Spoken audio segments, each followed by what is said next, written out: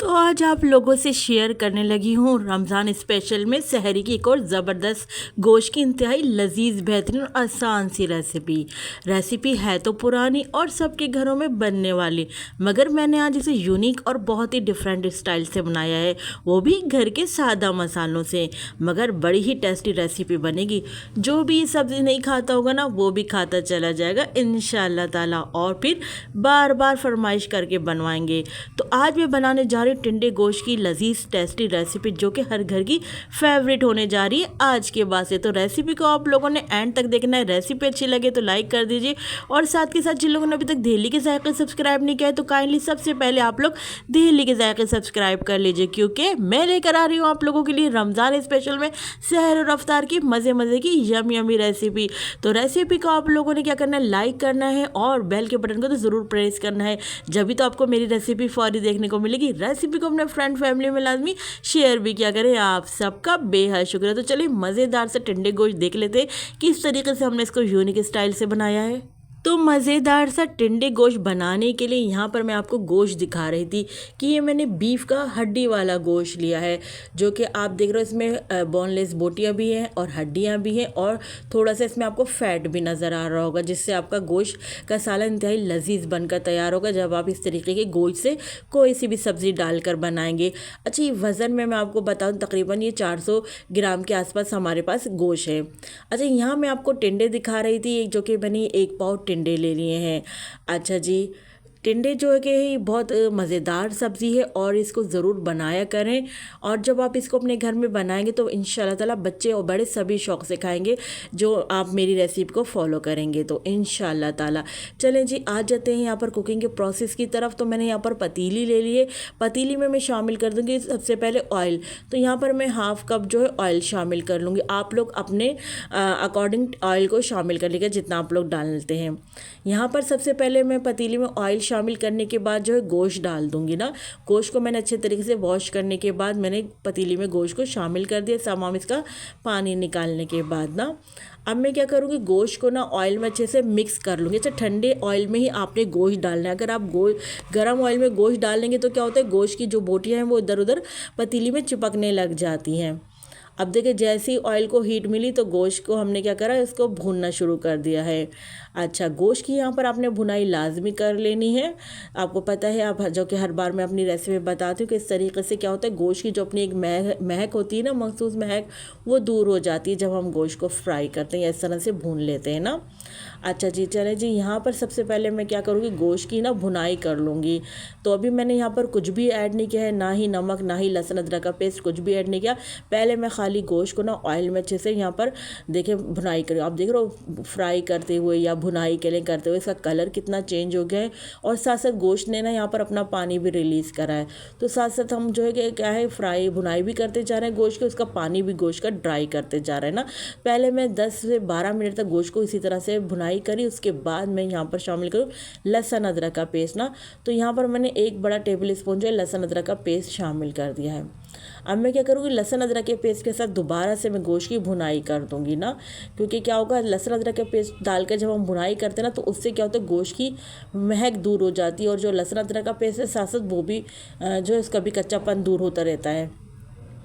तो यहाँ पर लहसुन अदरक का पेस्ट डालने के बाद यहाँ पर मैं अगेन 10 से 12 मिनट तक यहाँ पर लहसुन अदरक के पेस्ट के साथ भुनाई करूँगी। यानी 10 से 12 मिनट पहले मैंने गोश्त की अकेले भुनाई करी, उसके बाद लहसुन अदरक का पेस्ट डालने के बाद 10 से 12 मिनट तक मैंने इस तरह से भुनाई करी। ठीक है, चले, इस तरह तो हमारी गोश्त की खूब अच्छे से भुनाई हो गई है। अब यहाँ पर शामिल कर लेते हैं कुछ यहाँ पर इंग्रेडिएंट्स ना।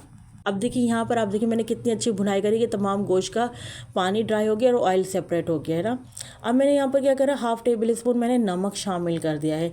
नमक डालकर मैं गोश्त में अच्छे से यहाँ पर नमक को ना मिक्स कर लूँगी। नमक डालने के बाद अब मैं शामिल कर दूँगी यहाँ पर हल्दी।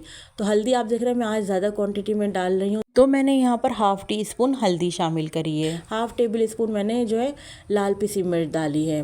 सब्जियों में मैं शामिल करूँ यहाँ पर प्याज, टमाटर, हरी मिर्चें। प्याज मैंने यहाँ पर 2 अदद लिए, 2 अदद ही मैंने यहाँ पर टमाटर लिए हैं। अच्छा जी, आप देख रहे हो प्याज मैंने आज स्लाइस करके नहीं डाली, बल्कि बीच में से 2 करके प्याज इसी तरह से साबुत शामिल कर दिए। टमाटरों को मैंने छिलका उतार कर टमाटरों के कटिंग करके यानी छोटे छोटे टुकड़ों में टमाटरों को काट के शामिल कर दिया है।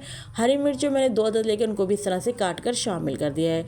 अच्छा, स्पाइस आप लोग अपने टेस्ट के अकॉर्डिंग शामिल कर लीजिएगा। नमक और मिर्चें, अब देखिए मैंने जो ये प्याज, टमाटर, हरी मिर्चें, नमक, हल्दी डाले ना, इनकी मैं अच्छी तरीके से गोश्त में ना मिक्स कर रही हूँ।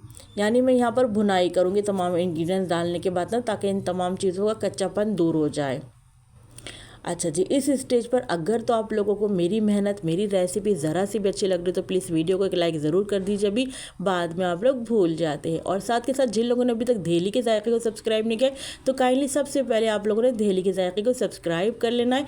बेल के बटन को तो ज़रूर प्रेस कीजिएगा, इससे मेरी हर नई आने वाली आपको इसी तरह की रमज़ान स्पेशल की टेस्टी यमी रेसिपी आपको फौरी देखने को मिलेगी।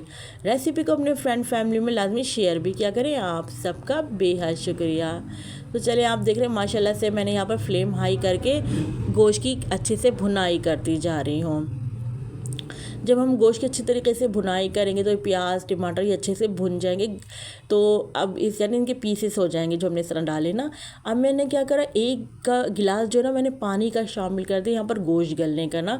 और जो हमने ये प्याज वगैरह डाली ये भी साथ साथ गोश्त के गलती रहेंगी, और जो है टमाटर, हरी मिर्ची और गोश्त ये सब गलता रहेगा।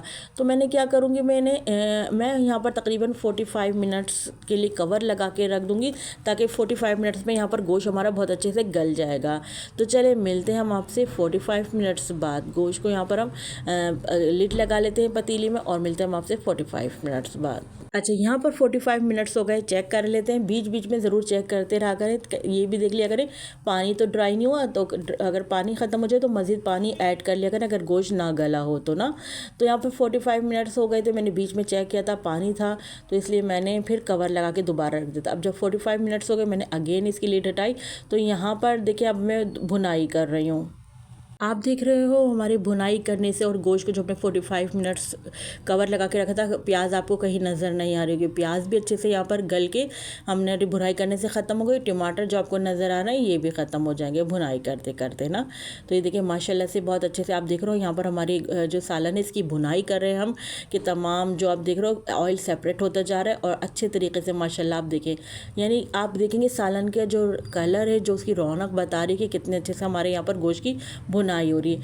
अच्छा, आप देख रहे हो कि आज की रेसिपी मैंने हल्दी ज़्यादा डाली और यहाँ पर मैंने कश्मीरी मिर्चों का इस्तेमाल नहीं किया, क्योंकि मुझे आज के खाने का कलर जो है थोड़ा सा येलो पे रखना था, इसलिए मैंने यहाँ पर जो है कश्मीरी मिर्चों का इस्तेमाल नहीं किया और हल्दी क्वांटिटी को ज़्यादा रखा है।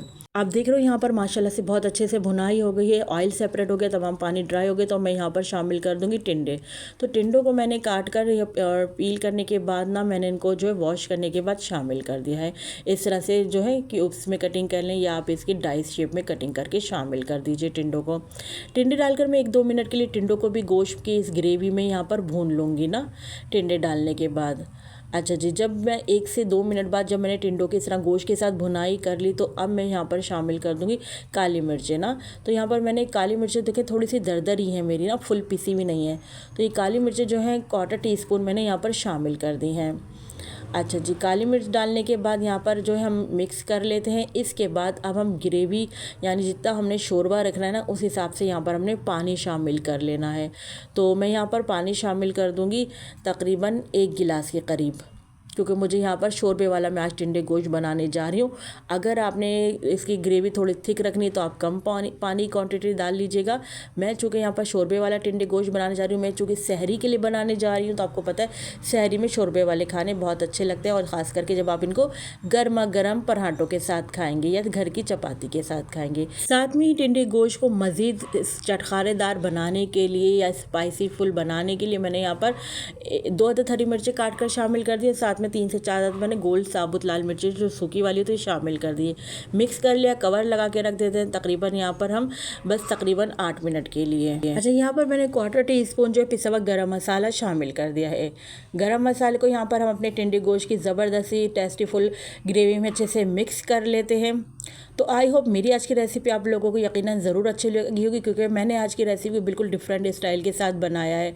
चले जी, हमने अपने ज़बरदस्त से गर्मा गर्म टिंडे गोश्त को अपनी सर्विंग डिश में निकाल लिया है।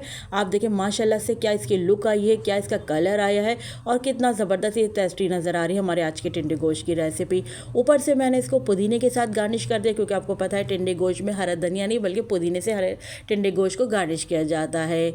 तो आपने देखा हमने रमज़ान स्पेशल में सहरी के लिए बड़ी ज़बरदस्त सी रेसिपी आपके साथ शेयर करी। आप टिंडे गोश्त को गर्मा गर्म घर की चपाती के साथ खाइए, नान के साथ खाइए, चकोर या बलदार पराठे के साथ इंजॉय करिए, या फिर उबले हुए चावल के साथ भी टिंडे गोश्त बहुत ही मज़े के और टेस्टी लगते हैं। तो आई होप मेरी आज की रेसिपी आप सब लोगों को, व्यूवर्स को पसंद आई होगी। रेसिपी बनाए तो अपना फीडबैक मुझे लाजमी दीजिएगा और कमेंट करके मुझे ज़रूर बताएगा कि आज की मेरी डिफरेंट स्टाइल की, यूनिक स्टाइल की टिंडे गोश्त की रेसिपी आप लोगों को कैसी लगी। तो चलिए चलती हूँ, क्योंकि मैं आप लोगों के लिए रमज़ान स्पेशल में इसी तरह मज़े मज़े की यमी रेसिपी लेकर आप लोगों की खिदमत में हाजिर होती हूँ। जब तक के लिए मुझे समरीन अकमल को दहेली के जायके से इजाज़त दीजिए। अल्लाह हाफिज़।